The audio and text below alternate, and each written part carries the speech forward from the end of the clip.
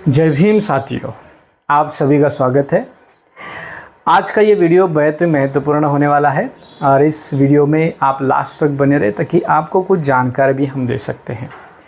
आज के इस वीडियो में हम बात करने वाले हैं इतिहास के बारे में। और ये जो इतिहास है, ये इतिहास इतना महत्वपूर्ण है कि उस बात को कहाँ लेकर जाते हैं लोग। तो चलिए, इस वीडियो की शुरुआत करने से पहले बहुत लंबे समय के बाद मैं ये वीडियो बना रहा हूँ और ये वीडियो उतना ही महत्वपूर्ण होगा क्योंकि हमारे संस्कृति का, हमारे विचारों का कितना प्रभाव इस देश के संस्कृति ऊपर पड़ा हुआ है, ये भी आपको पता चलेगा।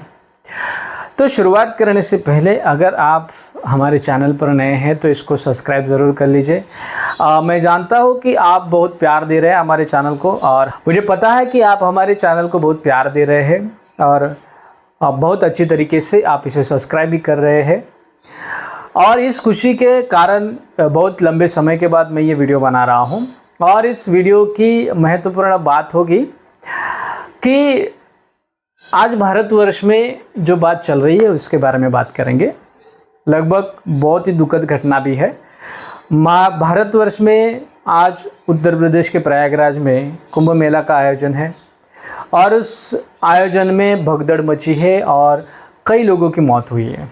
तो उन लोगों के प्रति हम आस्था रखते हैं, उनके प्रति सहानुभूति भी दर्शाते हैं ताकि ऐसा नहीं होना चाहिए। कहीं ना कहीं तो ये बात हम इसके लिए कह रहे हैं क्योंकि धर्म की और भावनाओं की कदर भी होनी चाहिए। हर एक व्यक्ति की आस्था का विषय होता है और उसका मजाक नहीं बनाना चाहिए। तो मैं किसी धर्म की आस्था का मजाक बनाने के लिए वीडियो नहीं बना रहा हूँ, बस इतिहास के बारे में बता रहा हूँ कि ये परंपराएं कहाँ से शुरू हुई है और कहाँ तक पहुँच चुकी है। तो मेरे जो इस वीडियो में जो लोग देख रहे हैं उनसे भी विनती है कि अपने मन में क्रोध की भावना ना रखें, अपने मन में द्वेष की भावना ना रखें और ये वीडियो देखें। तो चलिए, शुरुआत करने से पहले आप सभी को फिर से निवेदन करता हूं कि आप हमारे YouTube चैनल को ज़रूर सब्सक्राइब कर लीजिए और ये वीडियो आपको पसंद आएगा, ज़रूर आएगा, आप लास्ट तक बने रहिए। आज भारतवर्ष में प्रयागराज में कुंभ मेला का आयोजन हो रहा है और कुंभ मेला में बड़ी संख्या में लोग आ रहे हैं और हम ये भी देख रहे हैं कि उस कुंभ मेला में बहुत सारे साधु भी आ रहे हैं। कोई अच्छे हैं, कोई बुरे होते, ये सभी धर्म में है। जैसे कि आप हिंदू धर्म में साधुओं को बारे में देखेंगे तो कई साधु अपनी तपस्या में है तो कई साधु सिर्फ नाम के हैं। वैसे भी अन्य संप्रदायों में भी है। जैसे कि हम बात करें बौद्ध संप्रदायों में कई भिक्खु ऐसे भी बने हुए हैं जो ऐसे भिक्खु है जो धर्म के रास्ते पर चल रहे हैं, जो कोई ऐसे भिक्खु है जो धर्म के रास्ता छोड़ चुके हैं। तो बात दोनों में समानता है, लेकिन दोनों में विभिन्नता क्या है ये भी सुननी चाहिए। तो बात करेंगे कुंभ मेला की। तो कुंभ मेला का निर्माण कब हुआ? तो उनमें कथाएं हैं। जैसे कि दो कथा का वर्णन करते हैं। तो ज़्यादातर लोगों में जो कथाएं बड़ी मशहूर होती है। जैसे कि कुंभ मेला में जो कथा है वो समुद्र मंथन की बहुत मशहूर कथा है और ये आपको पुराणों में भी पढ़ने के लिए मिलेगा। तो पुराणों में ये कहा जाता है कि असल में पुराणों में भी इसका जिक्र आया हुआ है और कुंभ का जो वर्णन है वो ऋग्वेद में भी आया हुआ है, ऐसा माना जाता है। ऋग्वेद में भी इसका जिक्र है। लेकिन ऋग्वेद के 10 मंडलों की बात हम करेंगे तो ऋग्वेद के जो मंडल, जिसे हम ये कहते हैं कि ऋग्वेद जो सूक्त लिखे हुए हैं, हालांकि जिन्होंने लिखा है उनके समय में नहीं है। बाद में धीरे धीरे ग्रंथों में परिवर्तन हुआ है।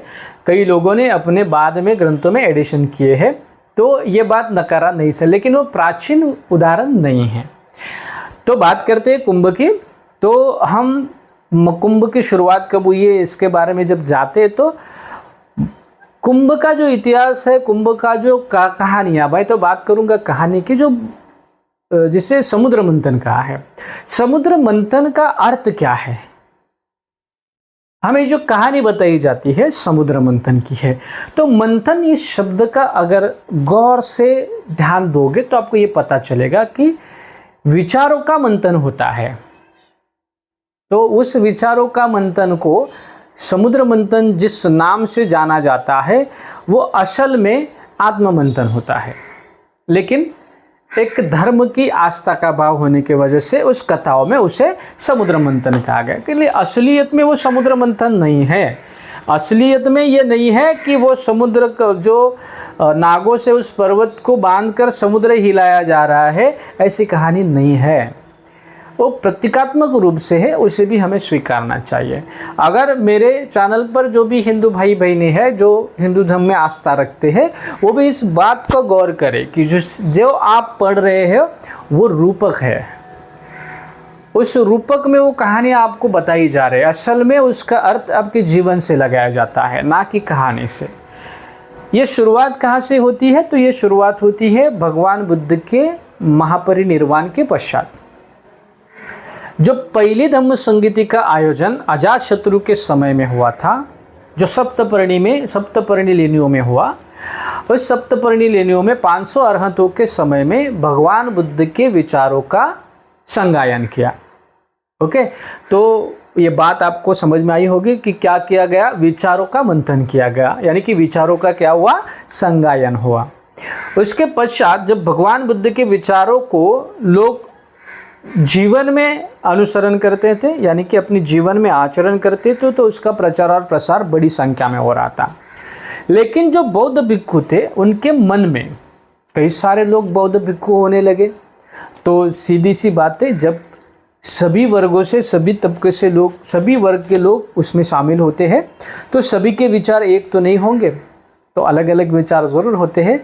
तो उनमें ही कई भिक्षुओं के मन में लालसा का भाव पैदा हुआ। तो लालसा का भाव पैदा होने के बाद उन्होंने, जिसे हम ये कह सकते कि सुरा का सेवन करना, जिसे मदिरा भी कह सकते कि सुरा का सेवन करना भी चाह रहे थे, सोने का उपहार लेना भी चाह रहे थे, 2 बार भोजन करना भी चाह रहे थे। ऐसे बहुत सारे विनय को त्याग कर वो बातें करना चाहते। तो उस समय में करीबन सम्राट कालाशोक के समय द्वितीय धम्म संगीति का आयोजन हुआ। वो इसलिए हुआ क्योंकि भिक्षु विनयों का आचरण नहीं कर रहे थे। तो पर्याप्त क्या हो रहा था? जब मार्गदर्शक ही आचरण नहीं करेगा तो प्रजा भी आचरण नहीं करेगी। तो इसके लिए द्वितीय धम्म संगीति हुई और उसमें फिर से विचारों का मंथन हुआ और फिर से बुद्ध के विचारों को एक सूत्र में डाला गया। उसके बाद बड़ी संख्या में बौद्ध धर्म में लोग आने लगे, तो जाहिर सी बात है और भी बातें होने लगी। लेकिन चक्रवर्ती सम्राट अशोक के समय जो तीसरी धम्म संगीति हुई, वो पहले धम्म संगीति की तरह नहीं हुई। क्योंकि द्वितीय धम्म संगीति को जिनको विनयों का स्वीकार था, उनका हीनयान पंथ हुआ, और जिनको विनय मान्य नहीं थे, उन्होंने महासंघिक रूप धारण कर लिया, महासंघिक नाम का संघ स्थापन कर लिया। तो आप समझ सकते हैं कि ये 2 संघ उस समय हो गए। लेकिन जब सम्राट अशोक का समय आ गया, तो सम्राट अशोक को तो लोग भली भांति जानते हैं। उन्होंने ऐसा विचारों का निर्माण किया, ऐसे विचारों का आदान प्रदान किया था कि वैसे तो वो बलशाली थे ही, क्योंकि उनकी सेना का खौफ सभी राज्यों पर था। हालांकि कलिंग वॉर से ही लोग उन्हें डरते, ऐसा नहीं है, ये गलत धारणा लोगों में भरी पड़ी हुई है। कलिंग वॉर के पहले से ही लोग सम्राट अशोक से डरते थे, क्योंकि उनकी सेना, सबसे बड़ी सेना सम्राट अशोक के पास थी, इसके लिए उनसे सभी लोग डरते थे। ये बात आप ध्यान से पढ़े। तो सम्राट अशोक ने सीधी सी बात है तीसरी धम्म संगीति की, और उस समय में उन्होंने खास तौर पर अभिलेख भी लिखे हैं। और उस समय में उन्होंने जो बौद्ध भिक्षु में जो विलासी जीवन जीने वाले लोग थे ना, उनका उन्होंने चिवर उतारा है। और उन्होंने अपने अभिलेख में लिखा है कि अगर कोई व्यक्ति बौद्ध भिक्षु और भिक्षुनी संघ में मतभेद पैदा करेगा या उसका विभाजन करेगा, तो उसको, ये राज्य के अधिकारियों को आदेश दिया है, प्रजा को भी आदेश दिया है कि तुरंत उसी व्यक्ति को भिक्षु संघ से अलिप्त किया जाए और उसको श्वेत वस्त्र में उसको श्वेत वस्त्र धारण किया जाए और जो बचा हुआ भिक्षु संघ है वो विनय से क्या करे, परिपूर्ण करे, फिर से उन्हें विनय दिया जाए। और ये आदेश है आज भी सांची सारनाथ के स्तंभ लेख में लिखा हुआ है, कभी भी आप जाकर उसको पढ़ सकते हैं। तो ये धम्म संगीति होती है तो विचारों का मंथन होता है। उसके बाद कनिष्क के समय में भी धम्म संगीति हुई है। श्रीलंका में जो धम्म संगीति हुई है उसे पुस्तक जिसमें पुस्तक का निर्माण किया, जिसे हम ये कह सकते हैं ग्रंथ का निर्माण किया है। तो आप ध्यान से देख सकते कि ये विचारों का मंथन कैसे होता था। लेकिन जिसे हम कुंभ मेला आज कह रहे हैं, उस कुंभ मेला का जिक्र हमें कहाँ पर पढ़ने के लिए मिलता है, जिसे विमुक्ति सोहला या विमुक्ति मेला भी कहा जा सकता है। ये बात आती है सम्राट हर्षवर्धन के समय की, लगभग ईस्वी सन 7वीं शताब्दी में। अगर आप इसे ध्यान से पढ़ोगे तो 7वीं शताब्दी में ये सम्राट हर्षवर्धन के समय में चीन के बहुत ही महत्वपूर्ण चीनी यात्री है वो भारत आए थे और वो 8 साल तक हर्षवर्धन के राज दरबार में थे। हर्षवर्धन के मित्र भी हुआ करते थे। तो सीधी सी बात है, उन्होंने जो वर्णन किया है, इस वर्णन में उन्होंने उस पूरी जिसे उन्होंने कान्यकुब्ज कहा है, कान्यकुब्ज जिसे आप कनौज भी कह सकते हैं। हर्षवर्धन का जो राजमहल है वो थानेसर में है, वो हरियाणा में आता है। लेकिन प्रयागराज जिसे आज हम कह रहे हैं, उस प्रयागराज में गंगा और यमुना का क्या है, मिलाप है, जिसे गंगा और यमुना जहाँ पर मिलती है एक हो जाती है, उस संगम को माना जाता है। उस संगम पे उस समय में सम्राट हर्षवर्धन के समय में हर 5 साल में बुद्ध मेला का आयोजन होता था। अब इस बात को हम ध्यान से पढ़ेंगे तो उसके बाद में उस आयोजन में क्या क्या होता था ये भी उन्होंने लिखा हुआ है। उसे उन्होंने विमुक्ति बुद्ध मेला के रूप से हम उस समय में बुद्ध मेला भी कहा जा सकता। तो भगवान बुद्ध की बड़ी प्रतिमा उस समय लगाई जाती थी और उस मेला में बहुत सारे जगह से बौद्ध भिक्षु आया करते थे और वहाँ पर क्या होता था, विचारों का मंथन होता था। तो ये बात आप वहाँ देखोगे। उसके बाद जब शंकराचार्य ने 4 अखाड़ों का निर्माण किया था तो उन अखाड़ों का निर्माण करते समय बाद में धीरे धीरे उन अखाड़ों की जो बातें चली गई, तो उन अखाड़ों में जैसे कि हम उस समय शैव के अखाड़े थे, शैव पंथ था, वैष्णव पंथ था और इनके वो अखाड़े हुआ करते थे। तो उत्तर प्रदेश में खास तौर पर हमें शैव पंथ बहुत बड़े पैमाने पर देखने के लिए मिलता है। वैष्णव पंथ भी है, लेकिन वो दक्षिण भारत में वैष्णव पंथ का प्रमाण ज़्यादा देखने के लिए मिलता है। तो शैव पंथ में ये परंपराएं रखी गई। बाद में जैसे बौद्ध धर्म का उत्तर भारत से प्रभाव कम होने लगा तो उसी आयोजन का रूपांतरण धीरे धीरे अन्य संप्रदाय में होने लगा। अभी बात यही समाप्त नहीं होती है, क्योंकि जब भी बौद्धों का विचार मंथनों का प्रोग्राम होता था तो केवल बौद्ध लोगों का नहीं हुआ करता था। तो एक परंपरा आई थी उस समय कि सभी धर्म के लोग वहाँ, सभी संप्रदाय के लोग वहाँ पर आकर आपस में चर्चा करते थे और उसमें जो विजय हासिल होता था, जिसका विजय होता था, उन्हीं को राजाश्रय मिलता था और उनके ही धर्म का अनुशासन चलता था। तो ये बात ध्यान से बहुत ही महत्वपूर्ण है। बाद में शंकराचार्य जी है, उन्होंने महायानी बौद्ध भिक्षुओं का पराजय किया है। ये भी महत्वपूर्ण बात है विचारों में। उन्होंने जब पराजय किया है तो उस समय में शैव पंथों को योगदान मिला है। शैव पंथों का बड़ा योगदान देखने के लिए मिलता है। वो धीरे धीरे फिर बाद में हर्षवर्धन के समय में हम ध्यान से पढ़ेंगे थे कि महायान पंथ का फिर से विजय हुआ है। तो उस समय में हमें ये सारी बातें देखने के लिए मिलती है। तो ये जो बुद्ध मेला का आयोजन हुआ करता था, वो क्या होता है, धीरे धीरे परिवर्तन कुंभ मेला में हुआ और आज का वो कुंभ मेला है। कहानियों में यह कहा जाता है कि जहाँ जहाँ पर अमृत की, जो कुंभ में से अमृत की बूंदें गिरी, वहाँ पर कुंभ का आयोजन होता है। वास्तव में ये बात जो है वो बाद में फैलाई गई है। नासिक में भी आयोजन होता है, प्रयागराज में भी आयोजन होता है। लेकिन अब ध्यान से देखिए, ये जो आयोजन था वो बौद्ध भिक्षुओं के समय में या हर्षवर्धन के समय में इसका पहला जिक्र मिलता है। अभी बात करते हैं समुद्र मंथन की। आप कुंभ के बारे में समझ चुके होंगे कि उसका जो आयोजन है वो हर्षवर्धन के समय का है और बाद में धीरे धीरे उसका रूपांतरण परिवर्तन हुआ है। तो इसका मूल क्या है ये भी जान लीजिए। ये कोई द्वेष भावना फैलाने के लिए बात नहीं है, या किसी धर्म को नीचा दिखाने के लिए बात नहीं है, या किसी धर्म को ऊंचा दिखाने की बात नहीं है। दोनों धर्म अपने जगह पर है। तो इस सांप्रदायिक बात को अगर हम ध्यान से सोचेंगे तो आपको कुछ अलग बात देखने के लिए मिलेगी। तो सीधी सी बात है, बौद्ध धर्म से बौद्ध बातें हिंदू धर्म में आई हुई है और उसी तरह हिंदू धर्म से भी बहुत सी बातें बौद्ध धर्म में आई हुई है। तो ये आपस के जो स्पर्धाओं में एक बात लोग भूलते हैं, वो बात ये है कि आपसी स्पर्धा में आपस में क्या हुआ है, बहुत बातों का आदान प्रदान हुआ है। तो एक दूसरे को नीचा दिखाने से बेहतर है कि आप इसे समझें। मैं हिंदू धर्म के भाई बहनों को भी वही बात बता रहा हूँ और बौद्ध धर्म के भाई बहनों को भी वही बात बता रहा हूँ कि आप जिस धर्म में आस्था रखते हैं उस आस्था के पीछे क्या है ये भी पढ़ो।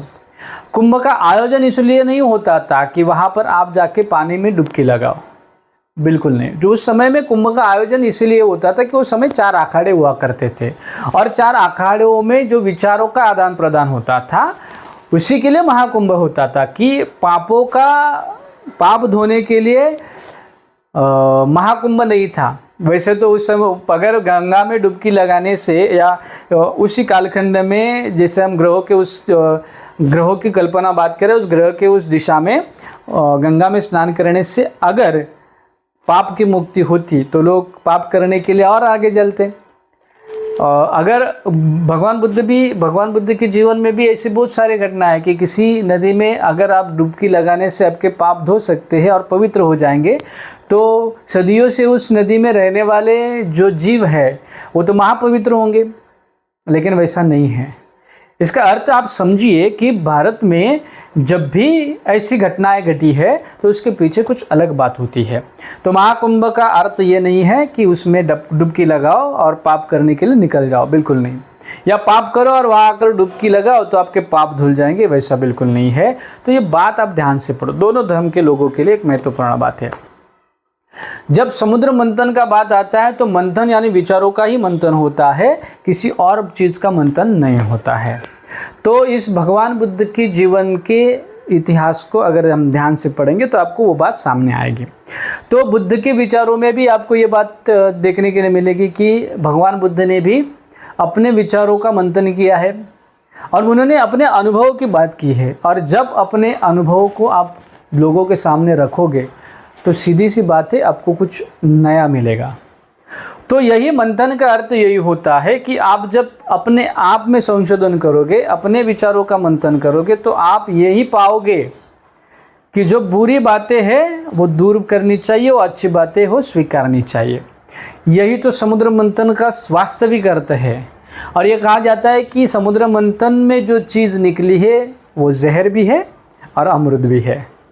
जहर का अर्थ यही है कि तुम्हारे मन के अंदर जो भी विकार वासनाएं भरी पड़ी है उसको बाहर फेंको, और जो करुणामय है, जो मैत्री भावना है, लोगों से मैत्रियों की भावना है, करुणा मुदिता की भावना है, वो अपने अंदर लाओ और अपने जीवन का मार्ग सुधारो।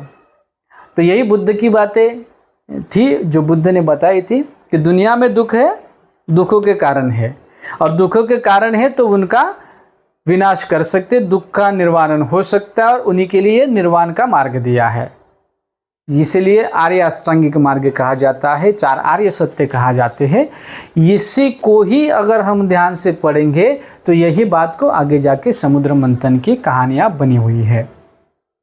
बातें कुछ और नहीं है, बातें बिल्कुल साफ है। अगर कोई ये कहे कि मेरा धर्म सबसे पुराना है तो किसी का भी धर्म सबसे पुराना नहीं है। इसके लिए एक धम्मपद में एक लाइन है जिसे ये कहा जाता है कि नहीं वेरेन वेरानी सम्मंतिदा कुदाचनम, अवेरेन सम्मंतिता एस धम्मो सनातनो। इसका अर्थ क्या है दोस्तों पता है?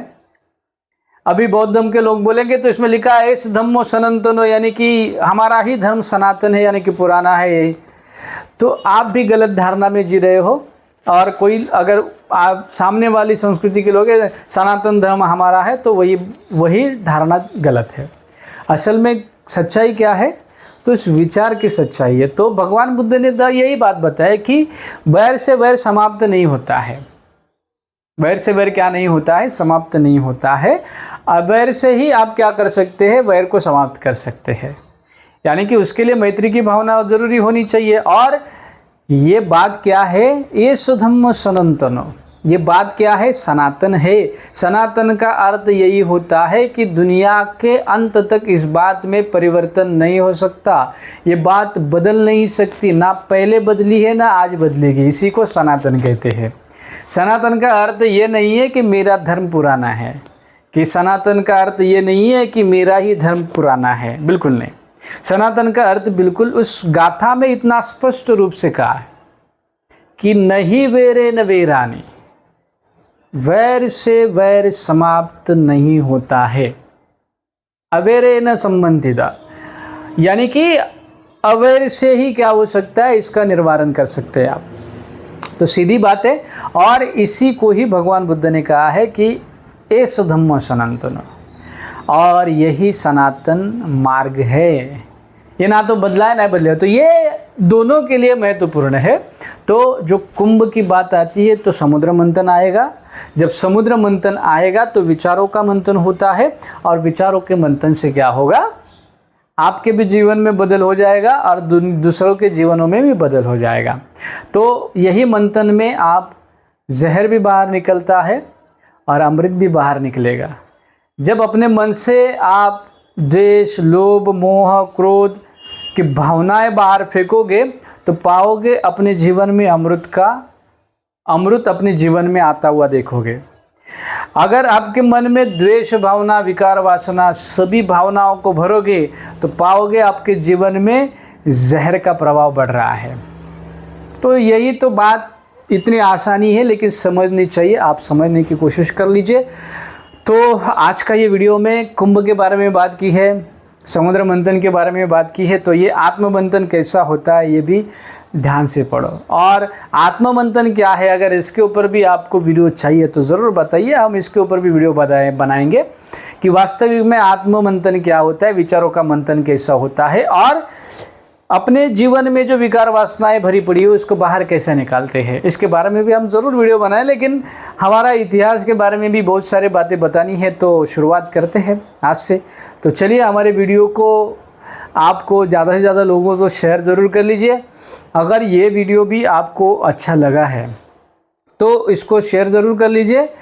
और ये मैं ज़रूर कहूँगा कि मैं किसी धर्म का परिवर्तन करने के लिए वीडियो नहीं बना रहा हूँ, या किसी का धर्मांतर करने के लिए मैं वीडियो नहीं बनाता हूँ। मैं इतिहास इसीलिए बताता हूँ कि इतिहास से आप इतिहास सीख सकते हैं। और इतिहास हमारा आईना होता है, हमारा दर्पण है, जो हमें हमारा भविष्य सुधारने के लिए बेहद ही महत्वपूर्ण होता है। जब हमारे सांस्कृतिक इतिहास वैसा है तो हम वैसा ही बताएंगे। अगर परिवर्तन वैसा हुआ है उसी को वैसे ही बताएंगे। हम किसी एक धर्म का विचार मन में रखकर बात नहीं कर रहे हैं। बौद्ध धर्म का संस्कृति का इतिहास है तो है, वैदिक संस्कृति का इतिहास है तो वो है। इस दोनों में कैसे कैसा परिवर्तन हुआ है ये हम बताने की कोशिश करते हैं। तो इसलिए हमारे चैनल को ज़रूर सब्सक्राइब कर लीजिए और ज़्यादा से ज़्यादा लोगों तक शेयर ज़रूर कर लीजिए, क्योंकि ये बात विचारों की है और इतिहास विचारों से चलता है और विचारों से ही इतिहास बनता भी है। तो इसलिए इतिहास बनाने के लिए विचारों का आदान प्रदान भी आवश्यक है। तो चलिए साथियों, आज के इस बात में यहीं पर समाप्त करते हैं। और आने वाले बात को, अगर आज को ये वीडियो में आपको आने वाले कुछ समय में बहुत कुछ बातें सीखने के लिए भी मिलेगी, तो ज़रूर हमारे चैनल को सब्सक्राइब कर लीजिए। मिलते हैं अगले वीडियो में, तब तक के लिए आप सभी को जय भीम, नमो बुद्धाय।